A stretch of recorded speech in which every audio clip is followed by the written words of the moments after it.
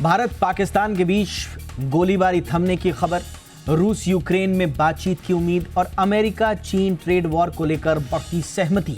इन सभी पॉजिटिव संकेतों से भारत सहित दुनिया भर के बाजारों में रौनक दिखती नजर आ रही है। अब बड़ा सवाल यह है कि क्या बाजार से सबसे बड़ा डर अब निकल चुका है? क्या अब निवेश का सही वक्त आ गया है? आज हम इन्हीं सवालों पर एक्सपर्ट से करेंगे चर्चा कि अब आगे की स्ट्रेटेजीज क्या हों। मेरा नाम है दीपक डोभाल, आप देख रहे हैं आपकी खबर आपका फायदा। मेरे साथ होंगे बहुत ही खास मेहमान।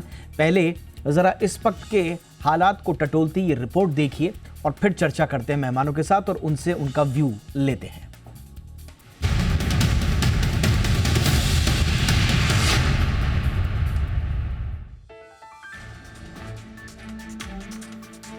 अमेरिका और चीन के बीच ट्रेड वॉर पिछले कई महीनों से दुनिया भर की अर्थव्यवस्था के लिए सिरदर्द बना हुआ था। डोनाल्ड ट्रंप के नेतृत्व में अमेरिका ने चीन के सामानों पर भारी भरकम टैरिफ लगाए, जिसका जवाब चीन ने भी अपने टैरिफ से दिया, जिसके चलते ग्लोबल सप्लाई चेन में रुकावट आई, महंगाई में उछाल आया और शेयर बाजारों में अनिश्चितता देखने को मिली। लेकिन अब चीन और अमेरिका ने टैरिफ में कटौती और व्यापारिक वार्ता को आगे बढ़ाने पर सहमति जताई है। अमेरिका 90 दिनों के लिए चीन पर टैरिफ को पहले के 145% से घटाकर 30% कर देगा और चीन 90 दिनों के लिए अमेरिकी सामान पर टैरिफ को घटाकर 10% कर देगा। अमेरिकी अधिकारियों ने बताया है कि दोनों देश अपने व्यापार विवादों को हल करने के लिए बातचीत जारी रखने के समझौते पर पहुंच चुके हैं। इन खबरों के बीच दुनिया भर के बाजारों में रौनक देखने को मिल रही है। भारतीय शेयर बाजार को मानो पंख लग गया हो। सेंसेक्स निफ्टी में भारी उछाल देखने को मिला, खास करके मेटल, आईटी और फार्मा सेक्टर के शेयर में 5% तक उछाल देखने को मिला। आखिर अमेरिका चीन के बीच ट्रेड वॉर खत्म होते ही बाजार में रौनक क्यों देखने को मिली, इसे भी समझ लीजिए। दरअसल ट्रेड वॉर की वजह से भारतीय निर्यातक खास करके टेक्सटाइल, फार्मास्यूटिकल्स, इलेक्ट्रॉनिक सेक्टर अमेरिकी बाजार में अपनी हिस्सेदारी बढ़ाने की जुगत में थे। लेकिन टैरिफ की अनिश्चितताओं ने निवेशकों को डरा रखा था। अब जब सहमति बन गई है तो निवेशकों का भरोसा लौटा है। अब आते हैं उस सवाल पर जो हर निवेशक के दिमाग में है, क्या भारतीय बाजारों से सबसे बड़ा डर निकल चुका है? इसका जवाब इतना सीधा नहीं है। अमेरिका और चीन के बीच सहमति का एक बड़ा कदम है, लेकिन ये डील अभी शुरुआती दौर में है। अगर भविष्य में बातचीत बिगड़ती है तो अनिश्चितता फिर लौट सकती है। पिछले कुछ महीनों के शुरुआती दौर में विदेशी संस्थागत निवेशक यानी FIIs भारतीय बाजारों से पैसा निकाल रहे थे, जिसके चलते सेंसेक्स अपने ऑल टाइम हाई से काफी नीचे आ गया था। दूसरी तरफ ट्रेड वॉर की वजह से कच्चे तेल की कीमतें और महंगाई बढ़ रही थी। अब टैरिफ कम होने से सप्लाई चेन सुधरेगी, जिससे महंगाई पर लगाम लग सकती है। लेकिन विशेषज्ञों का ये कहना है कि ओपेक की अगली बैठक तक क्रूड की कीमतों पर नजर रखनी होगी। कुल मिलाकर कहें तो डर कम जरूर हुआ है, लेकिन पूरी तरह क्या खत्म हुआ है ये आने वाला वक्त ही बताएगा। फिलहाल भारतीय बाजार ने ट्रम्प के टैरिफ के नुकसान को पूरी तरीके से रिकवर कर लिया, जो दुनिया में पहला ऐसा बाजार है। ट्रेड डील से जुड़ा अगर कोई नया ट्विस्ट आता है तो बाजार फिर उसी हिसाब से एक्शन दिखा सकता है। कुछ विशेषज्ञों का कहना है कि मौजूदा तेजी के बाद कई शेयरों के वैल्यूएशंस ज्यादा भी हो सकते हैं। ऐसे में सही कीमत पर एंट्री लेना जरूरी है। विशेषज्ञों की सलाह है कि अगर आप लॉन्ग टर्म निवेशक हैं तो SIP के जरिए धीरे धीरे निवेश शुरू कर सकते हैं, लेकिन अगर आप शॉर्ट टर्म ट्रेडर हैं तो थोड़ा और इंतजार करके सही एंट्री पॉइंट तलाशने की जरूरत है। अमेरिका चीन ट्रेड वॉर पर बनी सहमति ने भारतीय बाजार को नई ऊर्जा दी है। ये तेजी निवेशकों के लिए राहत की खबर है, लेकिन सावधानी और समझदारी के साथ कदम बढ़ाना जरूरी है। बाजार में उतार चढ़ाव तो आते रहेंगे, लेकिन सही रणनीति के साथ आप मुनाफा कमा सकते हैं। ब्यूरो रिपोर्ट, जी बिजनेस। और बहुत ही खास मेहमान इस वक्त हमारे साथ जुड़ चुके हैं। मनोज पंत सर हमारे साथ जुड़ चुके हैं। विजिटिंग प्रोफेसर हैं शिव नाडर यूनिवर्सिटी के और अंतर्राष्ट्रीय मामलों और आर्थिक मामलों के जाने माने जानकार भी हैं आप। पंत सर, गुड इवनिंग, बहुत बहुत स्वागत है आपका। हमारे साथ हैं संदीप जैन साहब, डायरेक्टर हैं ट्रेड स्विफ्ट ब्रोकिंग के और हमारे जाने माने और बहुत ही चर्चित पैनलिस्ट। बहुत बहुत स्वागत है संदीप सर आपका हमारे शो पे। और हमारे साथ हैं पिरूज खंबाटा साहब, चेयरमैन हैं CII national committee on affirmative action के। बहुत बहुत स्वागत है खंबाटा साहब आपका भी हमारे शो पे। इनफैक्ट मैं चर्चा की शुरुआत संदीप सर आपसे करना चाह रहा था ज़रा बताइए सर कि अभी इस समय मार्केट कैसा दिख रहा है, और इन्वेस्टर्स जाहिर सी बात है कोशिश कर रहे हैं नेविगेट करने की करंट मार्केट रैली में। तो थोड़ा सा बताइए सर कि geopolitical stability will keep supporting the market, और कुछ ऐसे विंडोज़ हैं जहां से रिस्क माइट रीसरफेस। बिल्कुल, देखिए आज जब सुबह उठे और देखा इतनी सारी गुड न्यूज, और आज अनिल जी ने एक बहुत ही बढ़िया चीज सुबह शुरुआत की थी, उनको तो सुन के दिन शुरू अच्छा होता ही है। तो बातों बातों में उन्होंने बोला कि इतनी सारी गुड न्यूज है, मतलब हैंडल नहीं हो रही है, पच नहीं रही है। और जो एक मूवी का भी एग्जाम्पल दिया था, पार्टनर मूवी सलमान खान और गोविंदा वाली, और वैसे ही कुछ हुआ एक्चुअली में। सब कुछ चारों तरफ अचानक से आज क्या हो गया, मतलब कोई अचानक से कोई नक्षत्र बदल गए, क्या हो गया समझ नहीं आया। Things were so good. In fact US China वाला इश्यूज रिजॉल्व हो रहा है, इंडिया पाकिस्तान रिजॉल्व हो गया सैटरडे को। फिर हमने देखा रशिया यूक्रेन की बातें हो रही है, और साथ में इंडिया के मैक्रोज तो देखिए बहुत बढ़िया थे, डोमेस्टिक मैक्रोज। रेट कट हो रहा है, करेंसी हमारे फेवर में आ रही है, क्रूड हमारे फेवर में आ रहा है। So there were so many good news. और मार्केट जरूर से इंडो पाक टेंशन की वजह से 2-3% जरूर टूटा। तो ऐसा मार्केट में उम्मीद जरूर था कि मार्केट इतनी एक बार 400-500 पॉइंट एक गैप अप खुलेगा। बट साथ में आज मुझे याद है 24,420 पे जब सुबह खुल रहा था मार्केट, तो अनिल जी ने तो बहुत बोल्ड कॉल दिया था, और हमने भी हमारे क्लाइंट्स को इनफैक्ट यही रेकमेंड किया था कि बिल्कुल बाइंग करनी चाहिए, इससे बढ़िया मौका नहीं मिलेगा। रिस्क रिवॉर्ड रेशियो बहुत बढ़िया है, करेक्टेड है, लार्ज कैप्स चले हैं, कुछ चुनिंदा स्टॉक्स चले थे, स्मॉल कैप मिड कैप में अभी भी रैली बाकी है, और वहां पे आज हमने देखा बहुत बढ़िया चाल है। तो बिल्कुल मेरे हिसाब से मार्केट्स में बिल्कुल बने रहना चाहिए। बाय ऑन डिप्स की मार्केट हो गई है, रणनीति यही होनी चाहिए, स्मॉल कैप मिड कैप में जहां पे रिजल्ट्स अच्छे आ रहे हैं वहां पे खरीदी करनी चाहिए। एब्सोल्युटली, यानी कि आप कह रहे हैं स्मॉल एंड मिड कैप में अभी भी जंप्स की गुंजाइश है, और बाय ऑन डिप्स की आपको रणनीति बनानी है। पंत सर, अब आपके पास आऊँगा सर। ये जो कुछ भी हुआ, और ख़ास तौर से मैं हमारे और पाकिस्तान के परिप्रेक्ष्य में अगर बात अभी ना भी करूं, और मैं देखूं कि अभी जियोपॉलिटिकली क्या हो रहा है, ख़ास तौर से चाइना और यूएस के बीच में ट्रेड डील का संकेत मिलना या उसके ऐलान होना, ये क्या है सर, और ये कितना टिकाऊ है कंसिडरिंग ट्रम्प साहब के जो मूड मिजाज हैं उसको? ये क्या इस बार सस्टेनेबल है सर, और आप कैसे देख रहे हैं कि क्या एग्जैक्टली हुआ होगा? हम क्या वहाँ से संकेत ले सकते हैं? देखिए, जो भी खबरें आई हैं उससे क्लियर है कि अब की बार भी प्रेसिडेंट ट्रम्प वही करेंगे जो पिछले 2016 वाले अपने टाइम पे उन्होंने किया था। ये शुरू करते हैं हर एक कंट्री को डराकर कि भैया मैं ये करूंगा वो करूंगा, लेकिन इनको अपने इंटरनल कंज्यूमर का सोचना पड़ता है। अब आप देखिए, आज के दिन यूएसए सब कुछ इंपोर्ट करता है बाहर से, वो उनको ही फायदा है क्योंकि ये चीजें सस्ती बनती बाहर। अगर ये सब इंपोर्ट करना बंद कर दें तो कीमतें वहां बढ़नी शुरू हो जाएगी, और इंडियन अमेरिकन कंज्यूमर बड़ी जल्दी रिएक्ट करता है। देखिए चाइना को, एक तो देखिए अगर चाइना यूएस की लड़ाई हो तो चाइना में अलग से क्या हो, यूएसए में क्या, उसको छोड़िए। आप देखिए दुनिया की मार्केट में कितनी अनसर्टेनिटी होती है, क्योंकि डायरेक्टली और इनडायरेक्टली चाइना यूएस का ट्रेड अकाउंट्स फॉर रफली 30-40% of world trade. Directly indirectly कह रहा हूँ, डायरेक्टली इतना नहीं है, इनडायरेक्टली। क्योंकि चाइना ने पिछले 10 या 7-8 साल में काफी अपना ट्रेड डाइवर्ट कर दिया है to USA via, for example Vietnam एक एग्जाम्पल है, मेक्सिको एक एग्जाम्पल है, और जगह के through their local trade arrangements उन्होंने यूएस कर। तो जब जब ट्रम्प ने कहा कि मैं चाइना पे इतना ड्यूटी कर दूंगा, उसका इतना अहमियत इतना नहीं था जो उतने उसका था जो उन्होंने कहा था दुनिया में बढ़ा दो।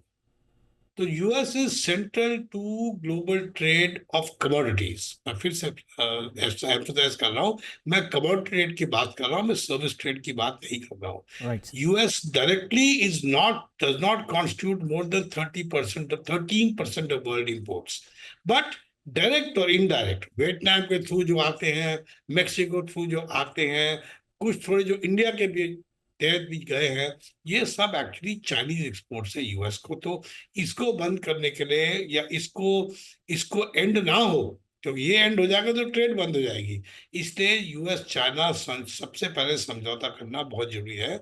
और जैसे हमें हम सबको तो खैर उम्मीद यही थी पिछले एक्सपीरियंस से कि यूएस चाइना में फिर से समझौता हो जाएगा, ऐसी कोई प्रॉब्लम नहीं है। All right sir. Kambatta sir, अब आपके पास आऊँगा, थोड़ा सा इंडियन कंज्यूमर के हिसाब से बताइए सर, ग्लोबल सप्लाई चेन्स में अब आप कैसे देख रहे हैं? मैं ख़ास तौर से मैं परिप्रेक्ष्य आपको बता रहा हूँ, मैं specifically Trump and China deal की मैं बात कर रहा हूँ, उसमें ग्लोबल सप्लाई चेन्स पर क्या इम्पैक्ट होगा, एंड देन सब्सिक्वेंटली फिर how it will affect Indian consumer.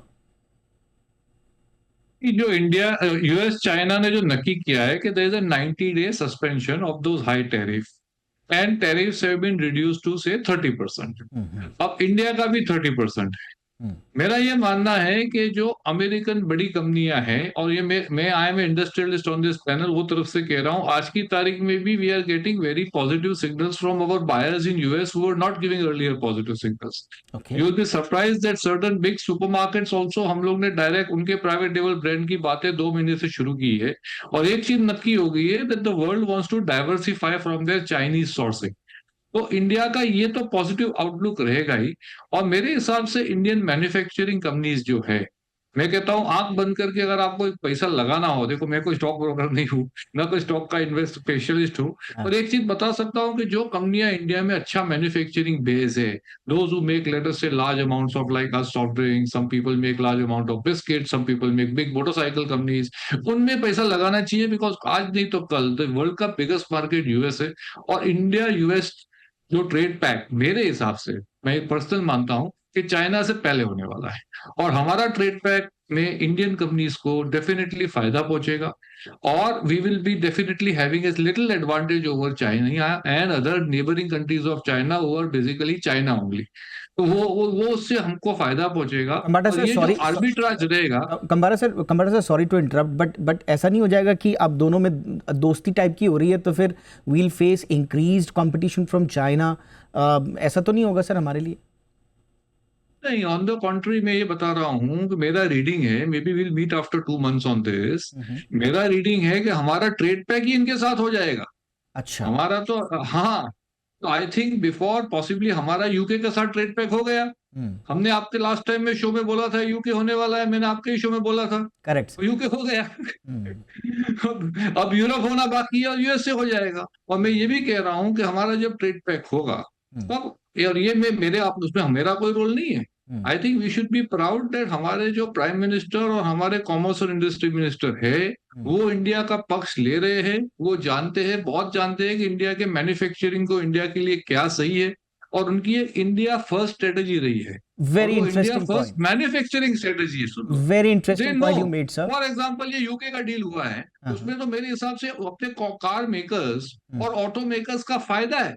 मैं तो सोच रहा था, एक आदमी ने बोला, मैंने तो सुना नहीं, मैं हर सेक्टर पे सोशल मीडिया देख लिया, टीवी देख लिया, एक कोई बड़े इंडस्ट्रियलिस्ट ने या तो कोई ग्रुप ने ये नहीं बोला कि इसमें हमारा कोई घाटा हुआ ये ट्रिप पे। हाँ, डेफिनेटली लोग बोले हमको और कॉम्पिटिटिव बनना पड़ेगा, हम बन जाएंगे। हर आदमी ने बोला हमारा फायदा है। यूएस में यही होगा, और मैं रिपीट करता हूं, जो फाइनल ये पिक्चर आएगा कि काफी चीज में जहां इंडिया स्ट्रांग है वहां हमारी टैरिफ यूएस की चाइना और चाइना ब्लॉक कंट्रीज से अच्छी आपने बहुत अच्छी बात बोली सर, बट मैं पंत सर से इस पर जरूर टेक ले लेता हूं। पंत सर, अब मैं थोड़ा सा अब वापस में आऊंगा क्योंकि यहाँ पर डॉट कनेक्ट हो रहे हैं कि ट्रम्प साहब से अब हमारी डील कैसी होगी। पहले तो जो खंबाटा सर कह रहे हैं कि अगर हमारे लिए कंपटीशन बढ़ जाएगा क्योंकि चाइनीज़ जाहिर सी बात है अब ज़्यादा आसानी से यूएस में अपना माल पहुंचा पाएंगे, हमारे लिए एक तो वहाँ कितना चैलेंज होगा, नंबर 1।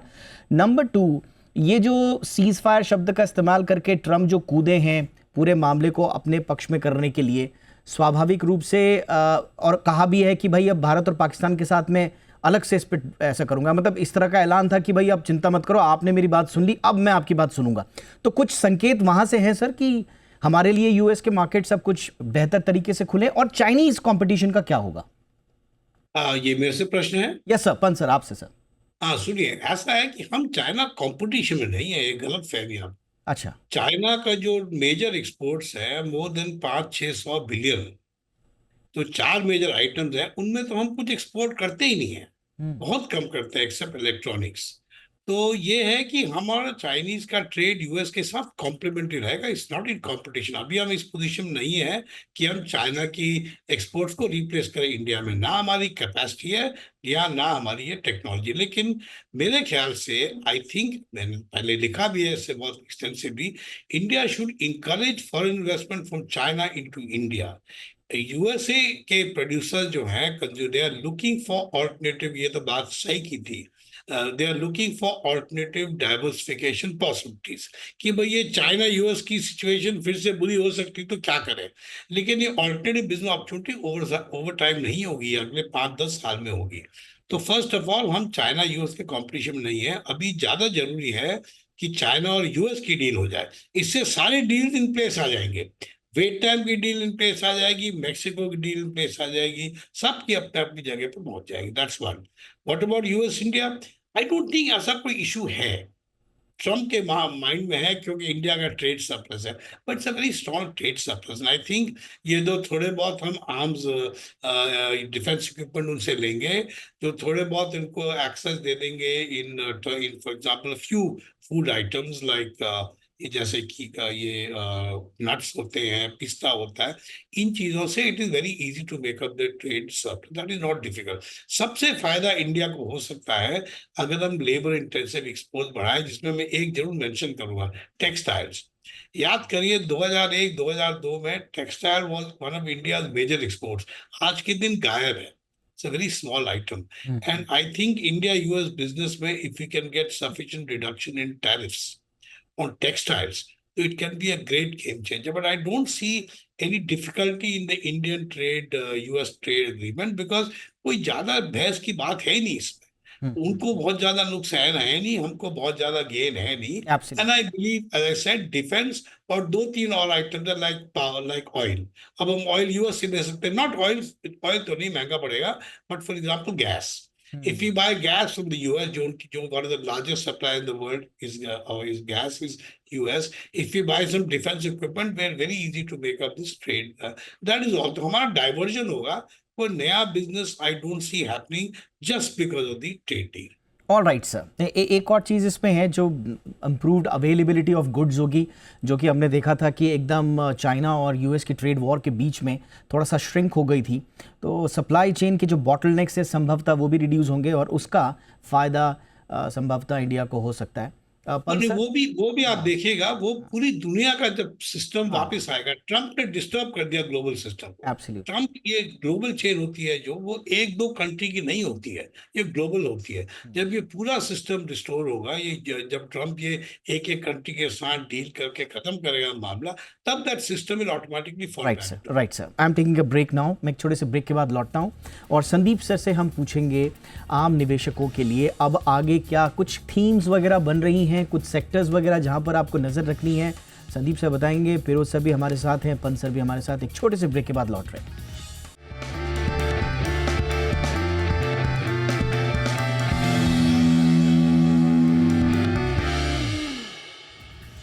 ब्रेक के बाद आपका स्वागत है। तो मान गए चीन ट्रंप, लेकिन ट्रेड वॉर का क्या पूर्णतः अंत होगा और इसमें कहां कहां बन रहे हैं मौके और क्या है इस वक्त की जियोपॉलिटिकल सिचुएशन, कर रहे हैं इसी पर चर्चा। हम संदीप जैन सर के पास आएंगे। सर, आपने अभी तो बताया कि कहां कहां पर आपको किस तरह की स्ट्रैटेजी बनानी है। स्मॉल मिड कैप आपने बताया कि वहां पर नजर रखनी है, बाय ऑन डिप्स की स्ट्रैटेजी। बट 90 डेज का पॉज है सर, और 90 डेज में ना अनसर्टेनिटीज भी आ जाती हैं। तो कंसिडरिंग दैट, थोड़ा सा मिड टर्म और फिर 90 दिन के पार अगर सब कुछ ठीक ठाक रहा, फिर पोस्ट लॉन्ग टर्म, तो कुछ सेक्टर्स बन रहे हैं सर जहां पर हमको थीम के नजरिए से ध्यान रखना है। बिल्कुल, आपने अच्छा हुआ याद दिला दिया। आज सारी चीजें अच्छी हो रही है, तो कई बार क्या होता है, वो आगे आने वाले वो चीजें भी सब हरियाली दिखती है चारों तरफ। 3 महीने का पॉज है, बात सही है। बट अभी पंत साहब ने एक बहुत बढ़िया बात बोली, लेबर इंटेंसिव जो सेक्टर है और सरकार इस पे पूरा फोकस भी कर रही है, तो हमें टेक्सटाइल्स एज अ सेक्टर बहुत बढ़िया लगता है। और हमने देखा किस तरीके से जो यूके के साथ एफटी हुआ, उसके बाद हमने टेक्सटाइल स्टॉक्स में बड़ी तेजी देखी, और मुझे लगता है आगे भी आने वाले दिनों में इस पे और भी फोकस रहेंगे और यहाँ पे अच्छी तेजी रहनी चाहिए। आईटी स्टॉक्स, जो कि यूएस में रिसेशन का एक डर था और यूएस चाइना का टैरिफ का चीज और खराब होती जा रही थी, बट अब चीजें लगते हैं कि वापस से जब समझ में आया इंटरनली भी सरकार को अमेरिका को भी समझ में आएगा, ट्रम्प साहब को भी समझ में आया होगा, तो ये सारी चीजें ठीक होने की वो होती है। तो आईटी पे स्पेंडिंग सबसे पहले रोकते, तो मुझे लगता है कि आईटी स्पेंडिंग वापस से होगी। सो आईटी स्टॉक्स आज हमने देखा आज के मार्केट्स में जबरदस्त आउट परफॉर्मर थे।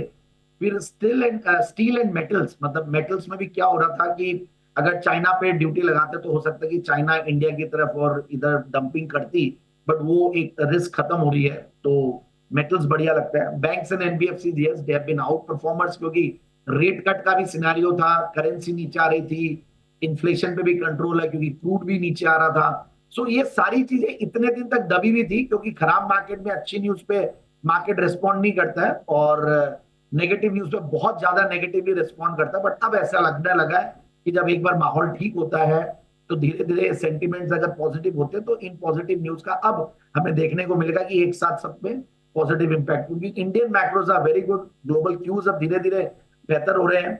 और कैपिटल मार्केट इकोसिस्टम, मतलब बैंक्स, एनबीएफसीज और इंश्योरेंस, बीएफएसआई सेगमेंट जो कि टैरिफ से अछूता रहता है, और कैपिटल मार्केट इकोसिस्टम जो कि ओवरऑल थोड़ा सा मार्केट सबड्यूड थे, क्योंकि अगर गिरावट आती है तो इन्वेस्टर्स भी थोड़ा सा पलायन करते हैं। बट हमने देखा म्यूचुअल फंड्स में तो इन्वेस्टमेंट्स आ रहे हैं, भले वो डेट म्यूचुअल फंड्स में, इक्विटीज में नहीं, कम आए थे अप्रैल में, बट ओवरऑल वहां पे भी ग्रोथ है। तो कैपिटल मार्केट इकोसिस्टम का मतलब है जो एमआईआईज है, market infrastructure institutions like exchanges, depositories, ये सेक्टर बहुत बढ़िया लगता है। बड़े ब्रोकर्स जो इंस्टीट्यूशन की तरह ही होते हैं, वेल्थ मैनेजमेंट वाली कंपनियां, so these companies will do well, this sector will do well. FMCG काफी पिटा हुआ है, इनफैक्ट द हेवी वेट्स वो लोग अभी सस्ते वैल्यूएशन पे भी आगे और टूटे हुए हैं, और वहां पे सेफ्टी भी दिखती है, तो वो एक सेक्टर है। थोड़े दिन पहले हमने डिफेंस की बात काफी की थी, बट अब एक बार हम सोचेंगे कि डिफेंस क्योंकि थोड़ा सा धीरे धीरे चल चुका है, तो थोड़ा फ्लेवर में हो सकता है कि और टाइम लगाएगा। बट ओवरऑल डिफेंस काफी अच्छा सेक्टर लगता है हमें हमेशा के हिसाब से। वाटर मैनेजमेंट वाली कंपनियां अच्छा करेगी ऐसा हमारा मानना है, वाटर एंड वेस्ट मैनेजमेंट वाली कंपनियां, पावर सेक्टर, तो ये मतलब बहुत सारे सेक्टर्स है। वैसे तो 15-16 सेक्टर्स पे हम लोग आइडेंटिफाइड कर रखे, और हमारे पीएमएस में हम लोग रन करते हैं, तो 15-16 सेक्टर्स हमने आइडेंटिफाई किए। राइट सर, तो मैं क्विकली एकदम बता दूं अपने दर्शकों को दोबारा, अगर नोट ना कर पाए हो आप, तो टेक्सटाइल बताया सर ने, IT, steel and metal, gems and jewellery, defence, FMCG, defence को स्लो एंड स्टडी का है, and water and waste management and power, and इसके अलावा भी बहुत सारे सेक्टर्स हैं, बट पर्टिकुलरली इन सेक्टर्स पर आप नज़र रख सकते हैं। खम्बाटा साहब, बहुत अच्छी अच्छी बातें सब जगह हो रही हैं, बट कुछ ऐसी चीज़ें सर जो हमें एक बिजनेसमैन पॉइंट ऑफ व्यू से नज़र में रखनी है। डेफिनेटली वो अभी भी, इफ यू आस्क मी, जो इंडिया का रिक्वायरमेंट है कि हमारे मिडिल एमएसएमई जो है, मैं अभी स्टॉक मार्केट की बात नहीं कर रहा हूँ, उनको एक मौका मिले बड़ा बनने का। वो जो मैं कहता हूँ एक जो लेग स्टार्ट होने की जरूरत है। I think I am seeing कि the big companies are getting bigger bigger, और अभी चर्चा में बिग कंपनीज में पैसा लगेगा तो बिग कंपनी लगेगा। अब एमएसएमई स्टॉक एक्सचेंज एमएसएमई को कैसे आगे लाए, और उसके लिए ease of doing business, liberalisation, जो उनको एक को शैकल फील होता है, उसको कैसे निकाले, उसकी जरूरत है। और मेरा मानना है कि सेंट्रल गवर्नमेंट ने बहुत कुछ कर लिया है, स्टेट गवर्नमेंट और लोकल गवर्नमेंट्स को उस पर आगे आने की जरूरत है। और मेरा एक जो विजन है कि इंडिया में बड़े क्लस्टर बने, मैन्युफैक्चरिंग क्लस्टर्स। आज इंडिया को बाइफर्केट किया जाए, ये लेदर क्लस्टर है, ये टॉयज क्लस्टर है, ये टेक्सटाइल क्लस्टर है, और वो clusters should be done as a special economic zone, और जिसका पूरा रेगुलेटरी कंट्रोल एक ही अथॉरिटी के अंदर हो। फॉर एग्जाम्पल, जैसे गिफ्ट सिटी में एक रेगुलेटर सब गिफ्ट सिटी को कंट्रोल कर रहा है, एक रेगुलेटर उसको कंट्रोल करे, so industry doesn't have to go from pillar to post, उसमें सब सुविधा हो, वहां पे ही बैंकर हो, वहां पे ही इंश्योरेंस कंपनियां हो, वहां पे ही लोगों को बेसिकली कम रेट पे इंटरेस्ट के रेट मिले। तो ये पूरे क्लस्टर से एमएसएमई को उसमें अट्रैक्ट करके जरूर है, और ऐसे क्लस्टर बनाने चाहिए जिसमें हमारे ट्रेड डीटियां हम इंडिया के फेवर में नेगोशिएट कर रहे हैं। और मैं डेफिनेटली मानूंगा कि लेबर इंटेंसिव सेक्टर में हमको ज्यादा नेगोशिएशन करना चाहिए, कि जहां लेबर इन्वॉल्व है, let us try and get lower tariffs or even zero tariffs in these areas. Imagine जो मैंने अभी 3 सेक्टर की बात की, लेदर, टेक्सटाइल, टॉय, इसमें जीरो टैरिफ हो जाए और ये क्लस्टर हो जाए। आई कैन टेल यू जो रियल स्टोरी इंडिया की ग्रोथ की और एक्सपोर्ट की है, लाल लोगों से आने वाली नहीं, वो मीडियम लोगों से आने वाली। और मीडियम लोग का ये उन्होंने तो ये उनको मिला ही नहीं है, they are not seen the juice of this, उन्होंने तो जूस ही नहीं लिया उसका। You rightly said, sir. So MSME पे हमको ध्यान रखना होगा, absolutely sir. So we have to boost MSME के लिए थोड़ा सा और sentiment, ease of doing business. आपने बहुत इंपॉर्टेंट कहा, क्लस्टर बेस्ड और सिंगल रेगुलेटर हो, ऑलमोस्ट लाइक जैसे चाइना में है वहाँ पर, तो ये इसकी डिमांड बहुत पुराने से है और पिरूज सर इसका बहुत पहले से एडवोकेसी करते रहे हैं। आई एम श्योर इस पर गवर्नमेंट ज़रूर ध्यान देगी। पंत सर, अब थोड़ा सा वो सर जहाँ पर थोड़ा सा ध्यान में रखना है, कहा ये भी जा रहा है कि US चाइना डील हो गई तो शायद कैपिटल आउटफ्लो भी हो, वहाँ ज़्यादा अट्रैक्टिव लगे लोगों को। फिर थोड़ा सा डॉलर को लेकर भी थोड़ा सा चिंता है लोगों को कि भाई अच्छा खासा आ रहा था, अब दोनों में डील हो गई तो कहीं स्ट्रॉन्गर डॉलर एंड वीकर रुपी का हम सामना ना करें। तो इस पर आप क्या कहेंगे सर, ऐसी कोई संभावना है, आशंका? नहीं, I don't see very much unless global trade ही गिर जाए, वो दूसरी बात है। लेकिन अगर देखिए, याद करिए, trade affects even the exchange rate. अब आप देखेंगे अगर कोई अपनी कंट्री अपना टैरिफ बहुत बढ़ाएगा तो उसका जो एक्सपोर्टर है वो अपनी करेंसी को डिवैल्यू करेगा। तो इफ एक बार ट्रम्प एंड जब ये सेटल डाउन अफेयर सेटल होगा, अगर ट्रेड सेटल हो जाएगी तो एक्सचेंज रेट भी सेटल हो जाएगी। तो ये मत वरी करिए कि इधर जो होगा तो exchange again get devalued. No, जो आज के दिन पिछले एक महीने में या लेस में जो करेंसी आपने सबको मतलब वॉलेटिलिटी देखी है, वो ट्रेड वॉलेटिलिटी के कारण है, क्योंकि everyone is trying to compete to export.